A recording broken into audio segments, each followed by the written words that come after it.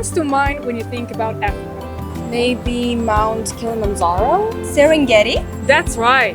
Africa is famous for its stunning nature. Anything else? And I heard that Africa has very dynamic economy. For example, its tech startups and digital economy are developing very quickly. It may be far from Korea, but I heard that their diplomatic ties are actually pretty close. Today actually will be a very special seminar related to the Korea-Africa partnership. Shall we check it out? Of course! The Korea-Africa Partnership Seminar. Let's join!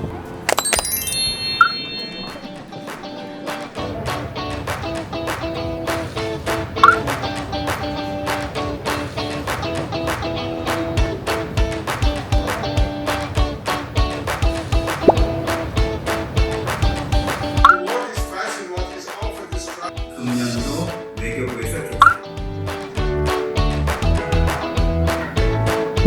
지난 촬영과 협력을 통해서 활동을 의미하지 않을까 있었습니다.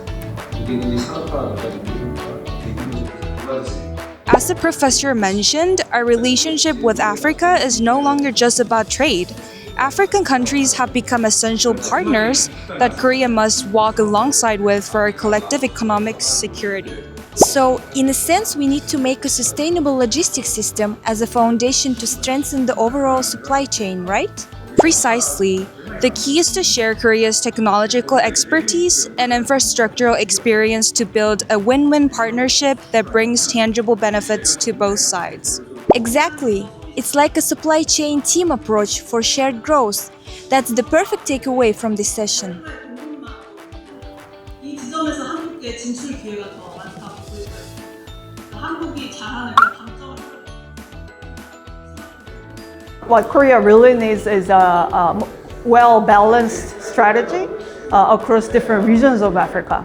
The Lobito corridor is probably the most important one because that connects Angola, DRC, Zambia, which are centered to copper and cobalt. The northern corridor, centered in Kenya and the port of Mombasa, is important in a different way. 글로벌 도전 대응을 위한 한 아프리카의 공급망이나 아니면 가격 관련 부분은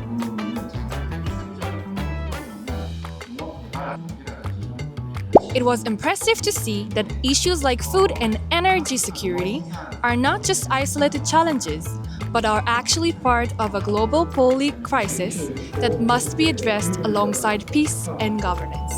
Right. So Africa's stability and prosperity are directly linked to our daily lives.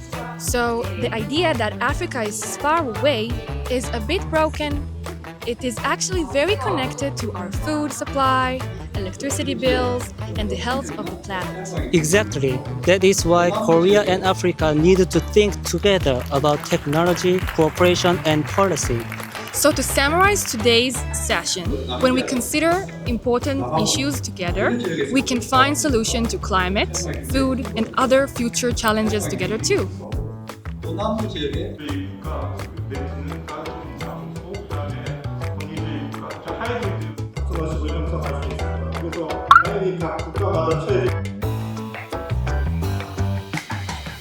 최근에 아프리카의 변화 중에 하나는 이제는 많이 익숙해졌는데 아프리카가 전 세계에서 가장 젊은 대륙입니다. 그 얘기는 젊은 유권자들이 되게 많다라는 거죠. 그리고 그 젊은 유권자들은 디지털 기기, 여러분들도 그렇겠지만은 핸드폰 사용에 되게 익숙해 있어서 그런 디지털 기술들이 그들이 정치 참여하는데 되게 긍정적인 영향을 미쳐서 디지털 기기를 이용해서 본인들이 목소리를 내는 모습도 되게 눈여겨볼 만한 현상입니다.